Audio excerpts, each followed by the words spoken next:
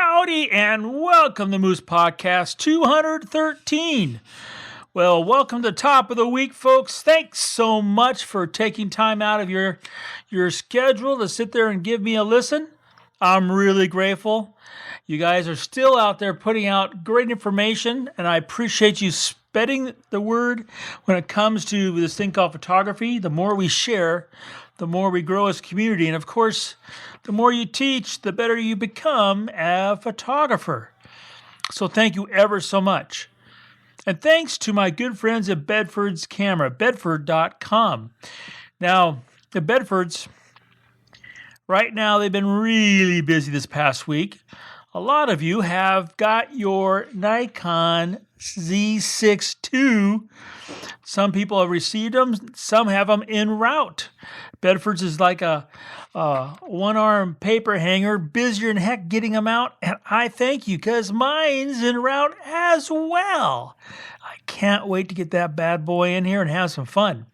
So thank you, Bedford, for sitting there supporting the Moose Podcast.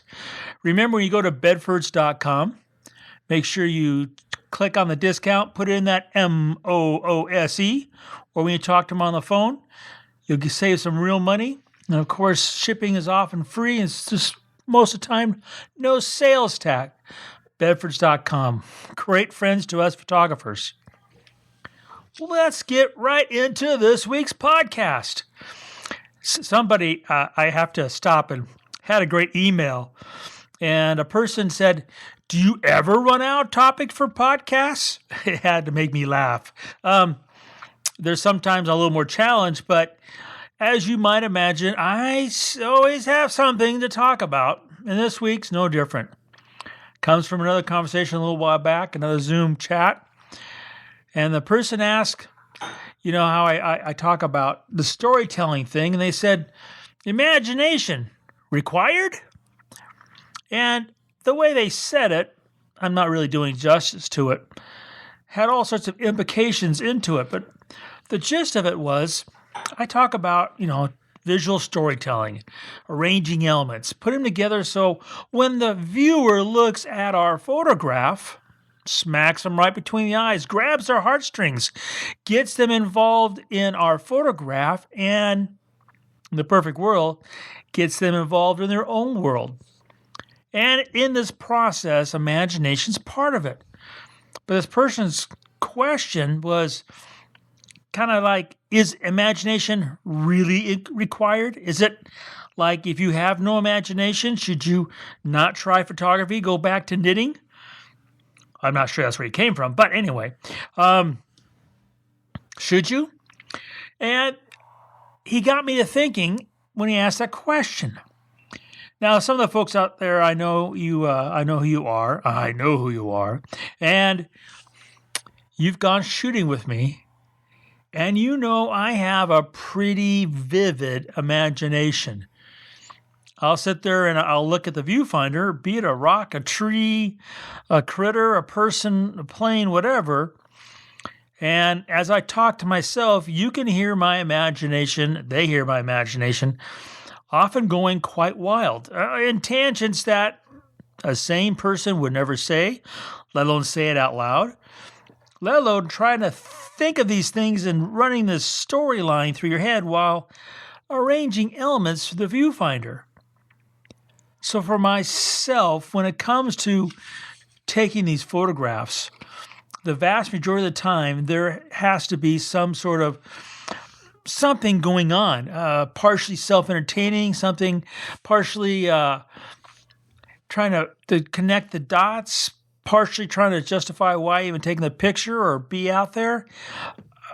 Last week, we're floating on Cato Lake, which is a spectacular place, someplace I have long known about, wanted to go to there for years and years and years. Finally got there, and I said out loud more than once, "Can you see a swamp thing coming through?"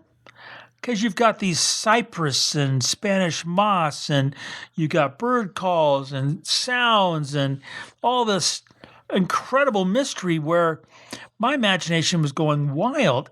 And there were times when I was lining up certain elements, in my mind, there was a swamp creature peering around the cypress.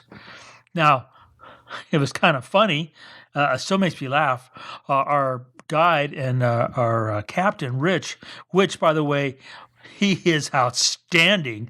I'm here to tell you, Rich, he knocked out of the park. I was talking about swamp things, and I said that kind of out loud. He goes, "Oh, you mean Bigfoot?" Yeah, they say Bigfoot's here. They even have a convention looking for him. So my imagination, some other people share it. Maybe not the same way. But is imagination required? Well, first and foremost, when I sat there and started thinking about it, yeah, I kind of think it needs to be there. I think on the first hand, it is required. There was a photographer quite a while back who took photographs, portraits. I love that. He was a portrait photographer, he said. But he took the pictures of people's on coins. So he did, Washington, Roosevelt, Jefferson, and he sat there and he lit the coin for the portrait on the coin. And I have to tell you, I was impressed, not only because of the really cool thing he did and the way he's telling his story, but the imagination. We all have coins in our pockets, some more than others, and fewer as time goes on. How many of us really stop and look at that Lincoln on that penny and go, wow, I could light this and make a really cool portrait out of this etching on a coin. It takes some imagination. And to pull it off, a lot of technical skill. So that imagination kind of pushes that photography skill forward. And then I sat there and thought about some other things. Landscape photography, for example. Imagination. Yeah, I've already talked about how, the swamp thing was coming around from behind that bald cypress tree. But there's some locations, and there's some times when the God beams are just lighting up the sky. You've got that very cool little crisp breeze going across your skin. You feel a little warmth on your back, and the scene in front of you, you're so awestruck. How can imagination really come into that? There's so many other emotions moving through.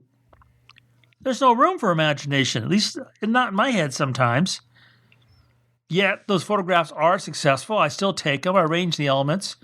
So then I come back to imagination required 100% of the time. Was that what that person was asking me? I wish I knew. I don't think it's a 100% requirement in taking the photograph. Can passion substitute for it? And vice versa, imagination substitute for passion? I don't think so. I think they both have their own little separate cubby holes that, we pull them out when required and then put them back for safekeeping when not.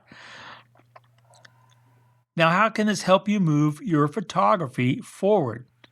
Because imagination is something that not everybody has. Some people struggle with, but it is something you can grow. I mean, if you want to really start to see how a photographer uses their incredibly vivid imagination in hilarious, warped, personal, emotional ways, you got to check out Joe McDowell's work. And he'll, every other word as he describes it, he'll talk about his crazy imagination, especially, growing up reading comic books and how it influences him. So you've got that, and I'm going to use Joe for an example for the moment. That imagination, what's it done? It has taken and moved his photography. So he lights his scene to tell his story, to fulfill his imagination. And he does it time after time, successfully and beautifully. You would have to take from that imagination is required. And there's others, I can, and Tim Wallace, just a magnificent photographer. His imagination goes with the way he does his lighting on set and gets his background and makes it all happen in post. That's a real vivid imagination that he has superior technical skills to match to it with a huge heart that wraps all up in a bow. Now, there's other photographers that I can sit there and think about where imagination, perhaps didn't play as big a role. First person I would come to mind in this whole thing is Jay Maisel. I mean, Jay is, wow. Yeah, there's no way I could, begin to describe his talent in a period of a whole podcast. But his imagination, it's based on light and color and gesture. Those are pretty carved in rock kind of principles and elements that he puts in that viewfinder and brings out the photograph. And his success as a storyteller is legendary. So now the coin is flipped around again, where imagination not so required.